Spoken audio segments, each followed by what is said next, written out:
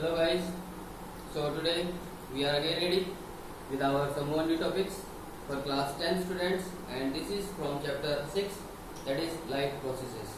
Okay, in the previous class we learnt about all the three experiments for photosynthesis related to sunlight, carbon dioxide and chlorophyll. So today let's proceed to our next topic, and in this topic we will see that how animals are categorized according to their food habits and what is the process of nutrition in case of amoeba. Okay, so let's begin. In organisms, हम organisms को food habits के आधार पे basically तीन parts में divide कर सकते हैं, तीन कैटेगरीज में हम डिवाइड कर सकते हैं, जैसे herbivores, carnivores and omnivores. Okay, तो ये तीन बेसिक कैटेगरीज हैं जिसमें सारे एनिमल्स को, सारे हेटेरोट्रॉफ्स को हम डिवाइड कर सकते हैं अलग अलग कैटेगरीज में. तो बात करते हैं हर्बीवोर्स की. Herbivores are those organisms which feed only on plants.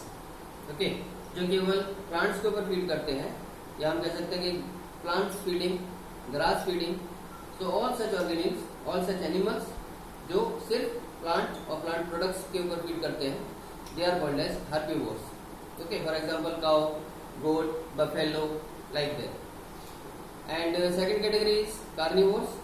Carnivores are those organisms who feed only on flesh, only on meat of other animals. ठीक है, तो carnivores में जो दूसरे एनिमल्स के मीट को फीड करें, जो दूसरे एनिमल्स के मांस को खाएं, उनको हम कार्निवोर्स कहते हैं, जैसे lion, valve, vulture, like this. तो ये आपके कार्निवोर्स के एग्जांपल है जो केवल मांस खाने वाले जानवर है. ठीक है, इसीलिए हर्बीवोर्स को हिंदी में शाकाहारी कहा जाता है और कार्निवोर्स को मांसाहारी कहा जाता है. Okay, now third category is omnivores. Omnivores are those organisms who feed on both plants as well as meat. तो जो दोनों चीजों पर फीड करते हैं, जो मीट भी खाते हैं, जो प्लांट प्रोडक्ट्स भी खाते हैं, उनको हम ओमनिवोर्स कहा जाता है, जिसको हिंदी में सर्वाहारी भी कहते हैं, यानी ये सब कुछ खाने वाले जानवर हैं, जैसे human beings, okay, crow, dog, cat, चींटियां and so these all are omnivores. Right, तो ये तो बात हुई कि किस किस तरीके से एनिमल्स को, ऑर्गेनिम्स को हम फूड हैबिट्स के आधार पर ब्रॉडली कैटेगराइज कर सकते हैं. राइट, चलिए अब आते हैं अपने next topic, nutrition in amoeba के ऊपर. आप जानते हैं अमीबा एक प्रोटोजोन है ना. अमीबा एक यूनिसेलुलर ऑर्गेनिज्म है और इसकी बॉडी में एक ही सेल के जरिए सारे काम होते हैं. जो भी इसकी एसेंशियल लाइफ प्रोसेसेस हैं वो उसी सिंगल सेल से सारी कैरी आउट होती है. राइट, तो अमीबा एक्चुअली का जो मोड ऑफ न्यूट्रिशन है वो है holozoic mode of nutrition. Holozoic mode of nutrition means it feeds on solid food content, solid food particles, and it's nutrition process gets completed in 5 steps. Okay, तो ये holozoic nutrition का mode show करता है amoeba, और इसका पूरा nutrition भी 5 step में पूरा होता है. ठीक है, जिसमें आप देख रहे हैं first is ingestion, second digestion, third absorption, then fourth assimilation and next last is egestion. चलिए अब इन 5 स्टेप्स को डिटेल में समझते हैं. अमीबा का जो एक सिंगल सेल का स्ट्रक्चर है, अमीबा को जब फूड कैप्चर करना होता है तो अमीबा के बॉडी से, अमीबा के सेल से कुछ फिंगर लाइक प्रोजेक्शंस डेवलप होते हैं in order to capture that food. Okay, तो उस फिंगर लाइक प्रोजेक्शंस की हेल्प से, जिनको हम स्यूडोपोडिया कहते हैं,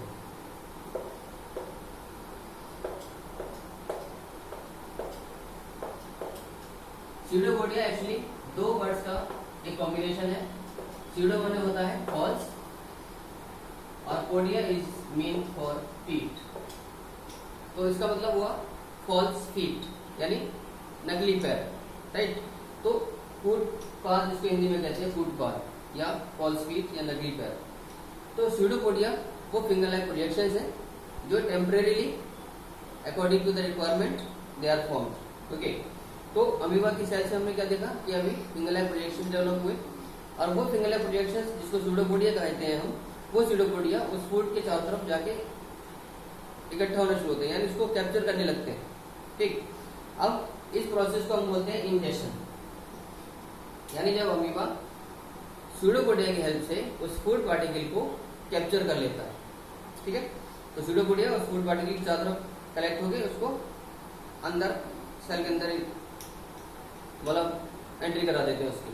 ठीक है, तो ये प्रोसेस है इंजेक्शन, यानी अमीबा ने उस फूड पार्टिकल को इनटेक कर लिया। ठीक, अब सेकंड स्टेप में क्या होता है, डाइजेशन।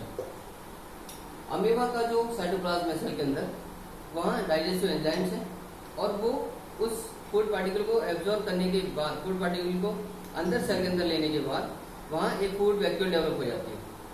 ठीक है, along with some amount of water it becomes in the form of a food vacuole.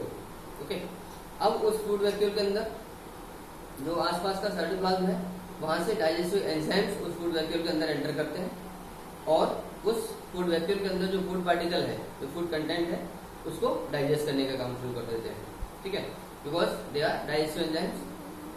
सो ये डाइजेस्टिव एंजाइम्स उस फूड पार्टिकल को फूड वैक्यूल के अंदर एंटर करने के बाद उसको डाइजेस्ट करना शुरू कर देते हैं। ठीक है, तो ये प्रोसेस हुआ डाइजेशन का। थर्ड स्टेप में है एब्जॉर्प्शन। अब अमीबा की बॉडी के फूड वैक्यूल के अंदर जो डाइजेस्टेड फूड मटेरियल है, जितना भी डाइजेस्टेड फूड कंटेंट है, वो सारा का सारा डाइजेस्टेड फूड कंटेंट धीरे धीरे फूड वैक्यूल से बाहर डिफ्यूजन के जरिए साइटोप्लाज्म में आने लगता है। ठीक है, तो इससे क्या हुआ, हम कहते हैं कि अब ये एब्जॉर्प्शन स्टार्ट हो गया, यानी उस डाइजेस्टेड फूड कंटेंट का धीरे धीरे डिफ्यूजन होना, फूड वैक्यूल से डिफ्यूज होके बाहर साइटोप्लाज्म में आ जाना। राइट, ये हुआ एब्जॉर्प्शन। तो अमीबा ने उस फूड कंटेंट के जितना भी डाइजेस्टेड मटेरियल था, जितना भी डाइजेस्टेड कंटेंट था, वो सारा एब्जॉर्ब करना शुरू कर दिया according to cytoplasmic nature. Now next process is assimilation. Assimilation में क्या होता है कि जो फूड पार्टिकल एब्जॉर्ब जब हुआ, फूड पार्टिकल जो डाइजेस्टिव मटेरियल था वो एब्जॉर्ब हो गया। अब उसके बाद जो फूड वैक्यूल है वो हमारी डिसअपियर होने लगती है। ठीक, एब्जॉर्प्शन के बाद जब फूड कंटेंट डाइजेस्ट हो गया, सारी चीजें एब्जॉर्ब कर ली, तो उसके बाद फूड वैक्यूल डीजेनरेट हो जाती है, डिसअपियर हो जाती है। ओके, अब जो एसिमिलेशन की प्रोसेस है उसमें क्या होता है कि जो डाइजेस्टिव फूड कंटेंट है उसमें से कुछ पार्ट वो अपनी एनर्जी अपने रेस्पिरेशन के जरिए एनर्जी ऑप्टेन करने में इस्तेमाल करता है और उसके कुछ हिस्सा अमीबा की ग्रोथ में काम आता है। यानी डाइजेस्टिव फूड पार्टिकल्स के इस दो तरीके के मेजर यूज होते हैं। एक तो वो एनर्जी प्रोवाइड करता है वहाँ से, क्योंकि ऑक्सीडेशन के जरिए उस कुछ पार्ट का उसका ऑक्सीडेशन होता है जिससे एनर्जी मिलती है अमीबा को, और दूसरी तरफ उसी डाइजेस्टिव फूड पार्टिकल्स में से, डाइजेस्टिव फूड कंटेंट में से कुछ हिस्सा उसका अमीबा की बॉडी की साइज की ग्रोथ में, उसके सेल की ग्रोथ में काम आता है।